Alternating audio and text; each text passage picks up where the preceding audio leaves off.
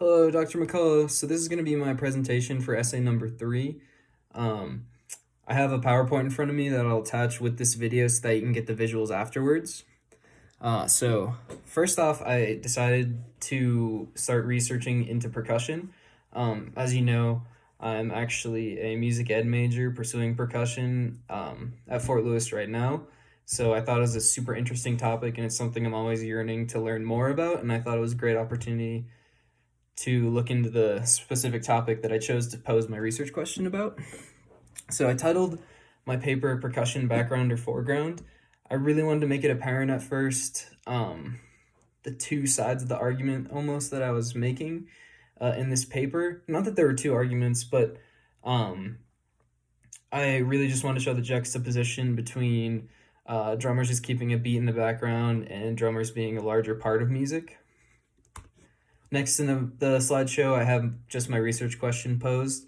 And I posed it simply as what role does percussion play in an orchestra or band setting? And this spans from anywhere from the New York Philharmonic to Led Zeppelin per se. So yeah, like an orchestra or even a rock band, what role does percussion play in that?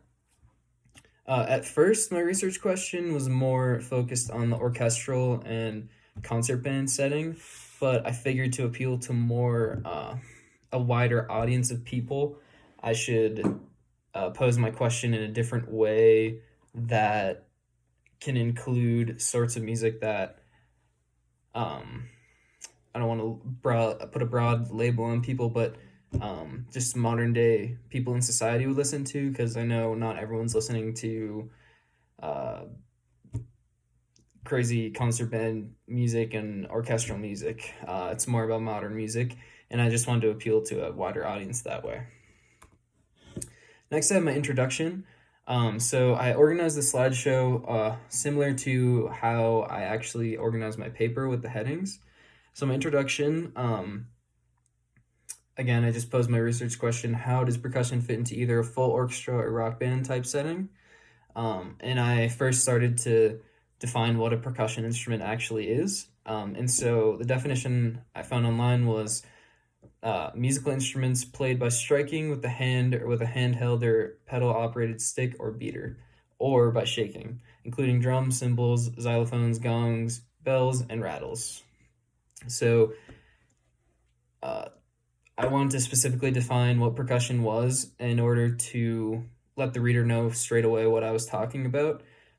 I know a lot of the times drums are just referred to as drums, but there is a larger term that I thought was more beneficial to use because of it encompasses all of percussion, and it doesn't just include drums. And then within these percussion, there are actually subcategories of instruments. So I wanted to define membranous instruments. So membranous instruments are instruments that have some sort of head on them, and you usually take a mallet and you hit it. So this is going to include anything from a snare drum up to like a djembe drum or an African drum that you're hitting with your hand.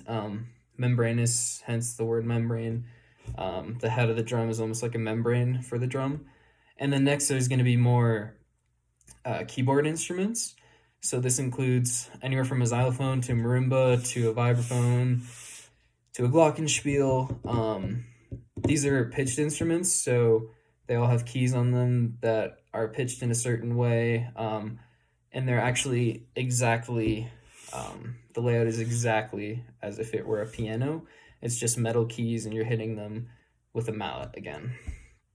So again, my introduction, I just wanted to introduce some of the instruments I'd be talking about and just the general term of percussion and make it very apparent and clear to the reader right away what I was talking about.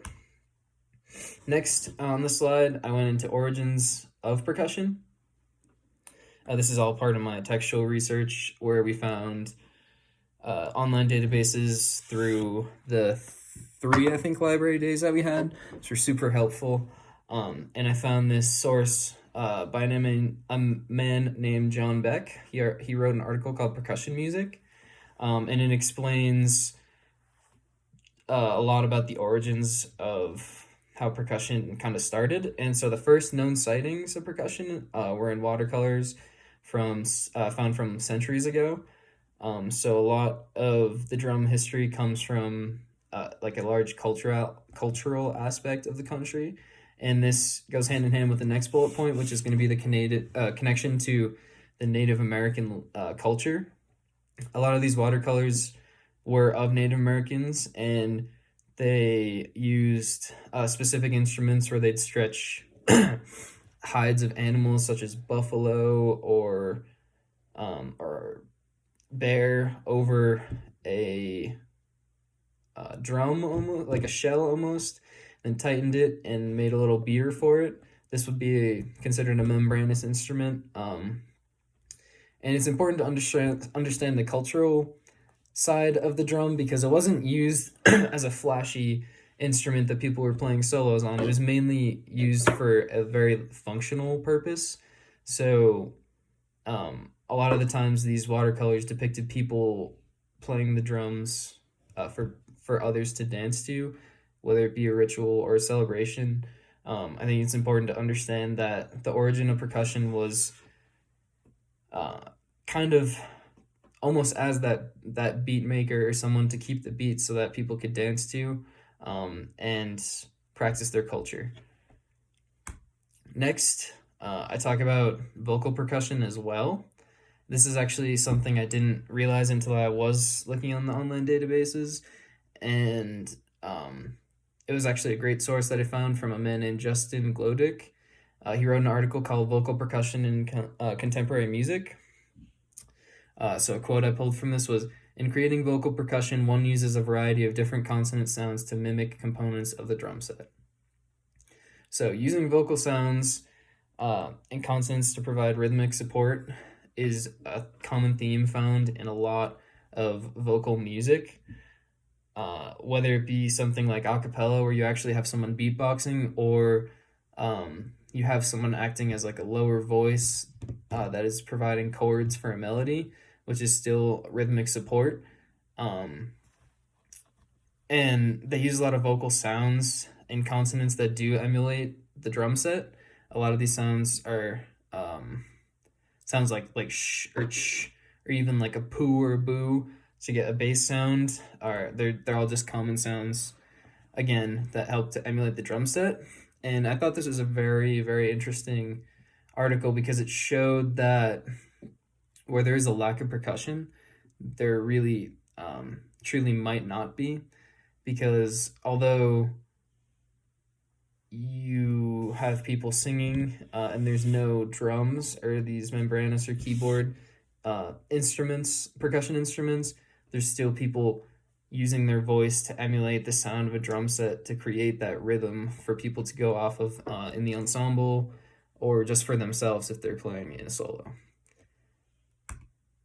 Next, I have my field-based research. So for my field-based research portion of the paper, I decided to do an interview with actually one of my professors at school.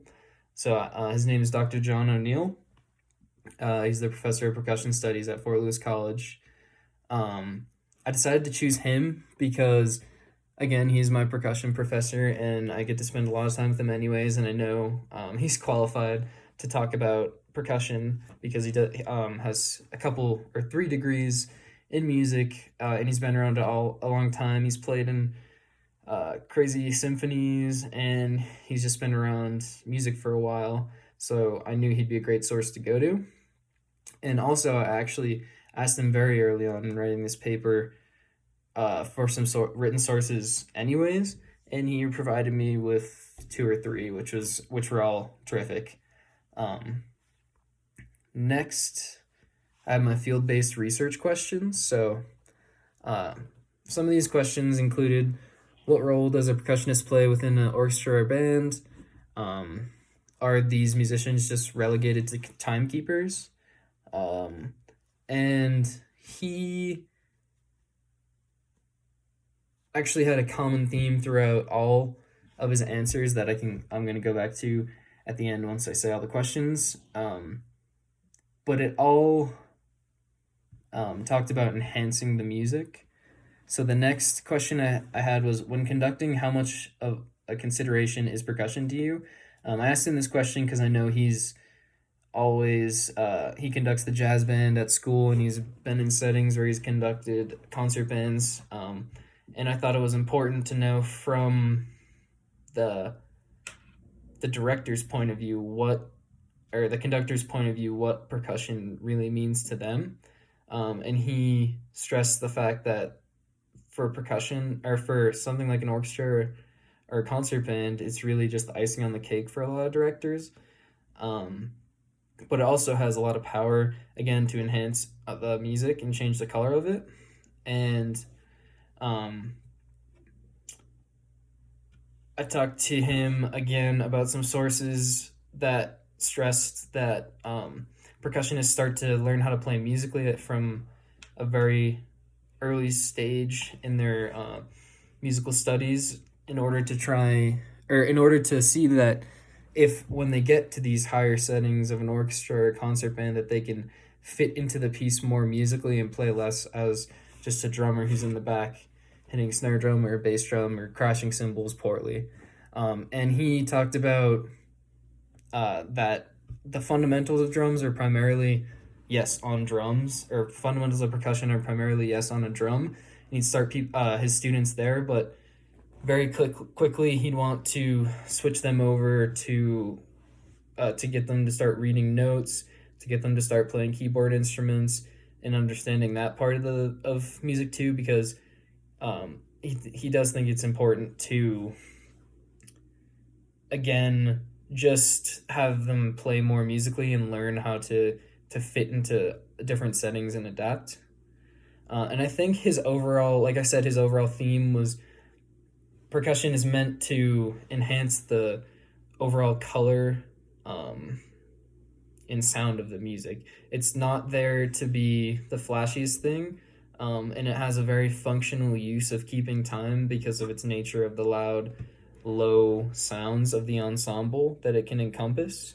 And it's really used to do that, but it's also used to completely change the color of a song, completely enhance the sounds of a song, make it deeper feeling by using crazy instruments that are cannot be part of any other section of the band. So I think it again that his common theme was just to enhance the music overall. Next, I have my conclusion. So I restated my research question again. How does percussion fit into either a full orchestra or rock band type setting?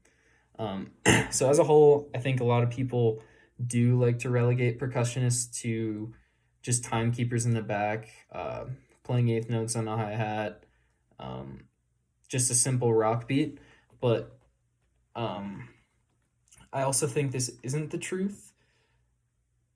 Or I think that in general, people shouldn't think this, I guess I should say, because although they are keeping a beat, they are it's serving a very functional purpose of the music, whether it's helping others play in time or whether it's allowing people to dance at a concert. I think it's a super functional role that um, I think it's less about percussionists being these timekeepers, and I think it's more about for me about highlighting the fact that this role that percussionists have is incredibly influential in any type of music.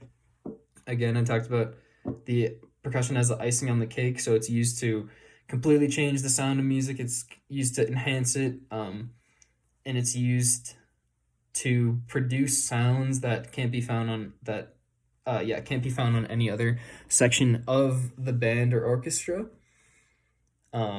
And again, I highlighted the functionality of percussion just in general in like a rock band setting, like for something or for a song that people like to dance to.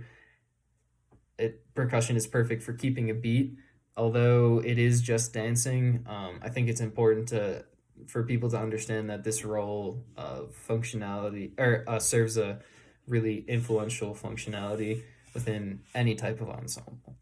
So, yep, and that's the end of my presentation. I hope you enjoyed it and understood it. And again, I'll attach the PowerPoint I was looking at on in the email that I sent to you. Thanks again.